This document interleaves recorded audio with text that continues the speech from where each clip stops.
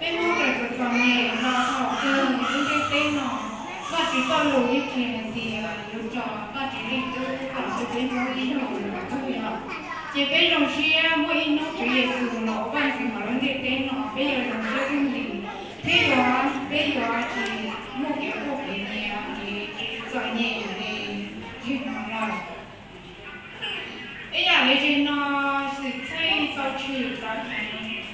bây giờ bây giờ tôi có lấy mua YouTube à, có lấy mua YouTube, đi ăn cái mua cái hoa lục rồi ăn một tràng, chị đi cho không sai, cho cô chỉ không sai à, chị cũng rất có sự phun nước của nó à, tại vì nó bây lúc đến chờ bây giờ bắt chước chờ mà cái bắt chước bắt bây cần nào, bây giờ chủ ơi rồng kia thằng bắt chước cả tin bắt được bây lúc đến chờ còn nhớ thay gì, bây giờ chỉ tin mình, cú sai số bây tại vì nó lúc tôi trầu rồi bây giờ bây lúc thì số tế tạo ổ lúc bạn đây hiện từ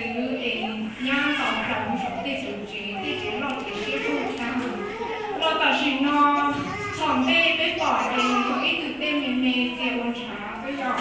tạo xin nó do ít lúc bà hệ từ lọ chắc lọ ít từ tế lọ chắc lọ dễ ổn trả nếp lông là như thế nào và chỉ cho lũ ít tế lũ dù là tế hiện chủ do tế